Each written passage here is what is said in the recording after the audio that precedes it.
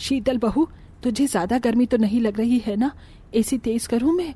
और तू जरा ठीक से पैर दबा मेरी बहू के। जानती नहीं कि वो गर्भवती है?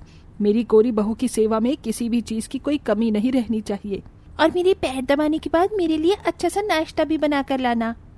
माँ जी, शीतल के साथ साथ मैं भी गर्भवती हूँ। ऐसी हालत में मैं और कितना काम करूँ? माँ जी, सुबह से शाम तक गर्मी में काम कर कर के मैं थक जाती हूँ। थोड़ी देर इसी में आराम कर लूँ मैं।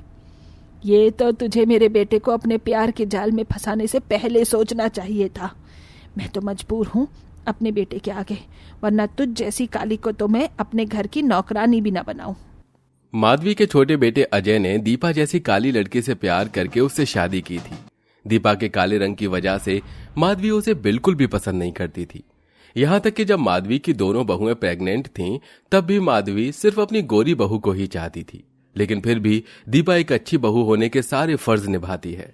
ये ले केसर, इसे दूध में मिलाकर मेरी शीतल बहू को पिला देना।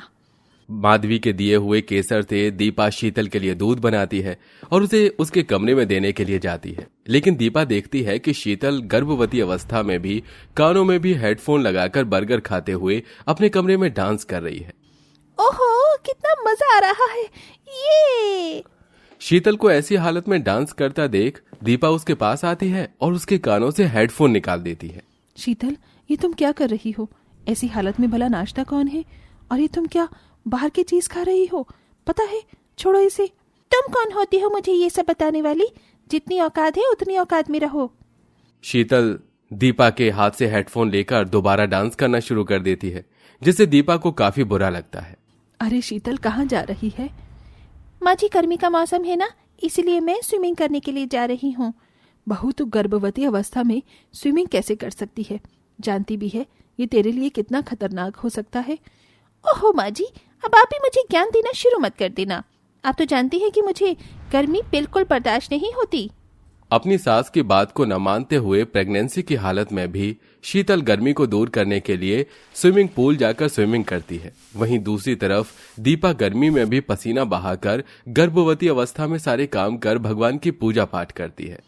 ओम जय जगदीश हरे, स्वामी जय जगदीश हरे।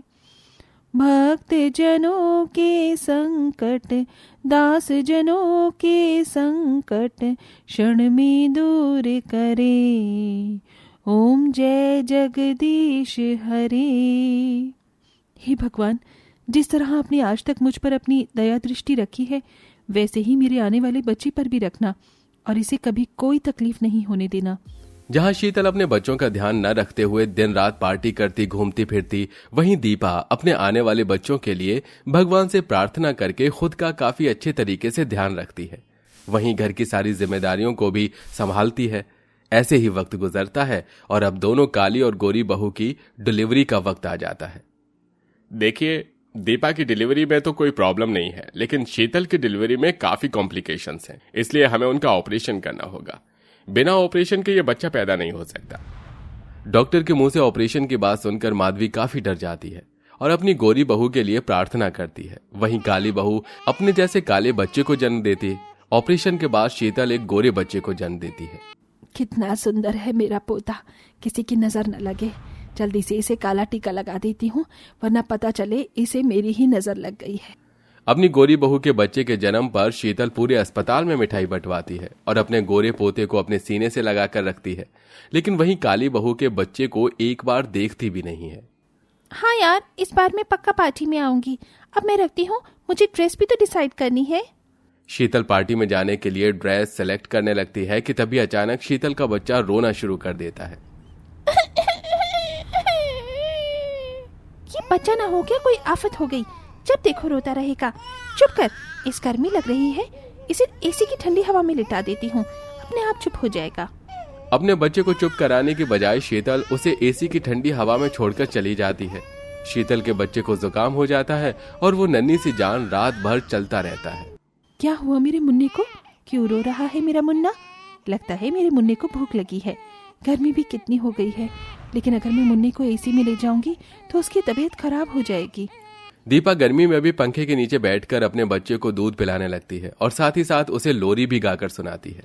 चंदा है तू, मेरा सूरज है तू, ओ मेरी आंखों का तारा है तू। जहां डिलीवरी के बाद शीतल हमेशा पार्टी, घूमने फिरने और अपनी लाइफ को एंजॉय करने में लगी रहती, वहीं दीपा घर संभालने के साथ साथ गर्मी में अपने बच्चों का भी काफी अच्छे से ख्याल रखती है। शीतल बहू, तेरा बच्चा कब से रो रहा है, उसे दूध पिला। देख कैसे उसके होंठ सूख गए हैं। माँ जी, मैं इसे दूध पिलाकर अपना फिगर खराब नहीं कर सकती। वैसे ही प्रेगनेंसी में मेरा फिगर काफी खराब हो चुका है। शीतल का ऐसा जवाब सुनकर माधवी खुद बच्चे को गोद में उठाकर उसे चुप कराने लगती है, लेकिन बच्चा चुप होने का नाम ही नहीं लेता। बच्चे के रोने की आवाज सुनकर दीपा माधवी के पास आती है। माँ जी, ये शीतल का बच्चा इतना रो क्यों रहा है? लगता है इसे भूख लग रही है। लाइए इसे मुझे दीजिए। दीपा माधुरी से शीतल का बच्चा लेकर उसे बिल्कुल अपने बच्चों की तरह ही प्यार करके अपना दूध पिलाती है। दीपा का दूध भी शीतल का बच्चा बिल्कुल शांत होकर आराम से पीकर सो जाता है। ये लीजिए माँ जी, मुन्ना तो सो गया, अब ये शाम से पहले नहीं उठने वाला। अपना बच्चा ना होते हुए भी दीपा को शीतल के बच्चे का पाना, दूध पिलाता देख माधवी मन ही मन बहुत खुश होती है और ऐसे ही कुछ दिन गुजर जाते हैं। मेरा प्यारा मुन्ना माँ के हाथों से मालिश करवाकर अच्छा लग रहा है ना? पता है, देसी घी से मालिश करने से मेरा मुन्ना बड़ा होकर बहुत ताकतवर बनेगा। दीपा अपने बच्चे को देसी घी से मालिश कर रही होती है कि तभी शीतल के बच्चे को लिए माधवी ले आती है। अरे माँ जी, आप मुन्ने के साथ, और ये क्या, आपके चेहरे पर इतनी परेशानी क्यों है? परेशान ना हो तो क्या करूं, इसे तो बिल्कुल भी अपने बच्चों की फिक्र ही नहीं है। ना तो इसे दूध पिलाती और ना ही इसकी मालिश करती। देख क्या हालत हो गई है। गर्मी की वजह से इसके शरीर पर दाने भी निकल आए हैं। इसकी माँ तो उसे पाउडर तक नहीं लगाती है। माँ जी, आप इतना परेशान क्यों हो रही हैं? आप इसे मुझे दीजिए। दीपा शीतल के बच्चे को लेकर सबसे पहले उसकी देसी घी से मालिश करती है और उसको अच्छे से नहलाकर काजल पाउडर लगाकर अपने बच्चे के साथ साथ उसे दूध पिलाती है। मैं हमेशा इसके काले रंग से इससे नफरत करती रही, लेकिन आज देखो मुझे खुद पर ही शर्म आ रही है। दीपा, तुम तो महान हो। शीतल के बच्चे के लिए दीपा की ममता देखकर माधवी को अपनी गलती का एहसास होने लगता है। वाह, क्या बिरयानी बनी है। इस मसाले वाली बिरयानी को खाए हुए कितना वक्त हो गया।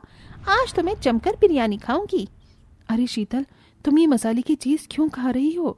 तुम जानती हो ना कि तुम अभी कुछ टाइम तक तेज और मसाले की चीज नहीं खा सकती। अगर ये सब खाकर तुम बच्चे को दूध पिलाओगी तो उसकी तबीयत खराब हो सकती है। तो क्या इसके चक्कर में मैं खाना पीना भी छोड़ दूं? 9 महीने जितना परहेज करना था मैंने कर लिया, लेकिन अब और नहीं। शीतल मसाले का खाना खाना नहीं छोड़ती, जिसके चलते अब जब भी शीतल अपने बच्चे को दूध पिलाती तो उसे दस्त और उल्टी लग जाती, जिसे देखकर अच्छा हुआ इसे मैंने अपने गोद में नहीं लिया, वरना ये तो मेरी गोद में ही उल्टी कर देता। अपने बच्चे को सोफे पर छोड़कर शीतल चली जाती है। शीतल का बच्चा रोते रोते सोफे से गिरने वाला होता है कि तभी आकर उसे दीपा संभाल लेती है। न जाने भगवान किन किन को औलाद दे देता है। नहीं मुन्ना, नहीं, रोते नहीं, चाची है ना। दीपा माधवी शीतल के बच्चे को डॉक्टर के पास लेकर उसकी दवाई लेकर आती है। वहीं अब शीतल का बच्चा दिन भर दीपा के साथ रहता है। दीपा भी उसे अपने बच्चे की तरह ही प्यार करती है। ऐसे कुछ दिन, कुछ वक्त गुजर जाता है और एक दिन, ये आइसक्रीम कितनी टेस्टी है, तू भी खाएगा आइसक्रीम? ये ले, गर्मी है ना, गर्मी में आइसक्रीम खाकर तुझे भी गर्मी से राहत मिलेगी। शीतल अपने 1 साल के बच्चे को बर्फ जितनी ठंडी आइसक्रीम खिला देती है, जिसे खाते ही उसका बच्चा अचानक से बेहोश हो जाता है। ये देख शीतल काफी डर जाती है और सबके साथ जल्दी से बच्चे को अस्पताल लेकर जाती है। ये बताइए, इतने छोटे से बच्चे को इतनी ठंडी आइसक्रीम आप कैसे खिला सकती हैं? आप इसकी सगी ही माँ है ना। आपकी वजह से आपके बच्चे को निमोनिया हो गया है। डॉक्टर की बात सुन शीतल को अपने किए पर बहुत पछतावा होता है। वहीं दूसरी तरफ दीपा शीतल के बच्चे का काफी अच्छे तरीके से ध्यान रखती है, जिसके चलते बच्चा सिर्फ कुछ दिनों में ही ठीक हो जाता है।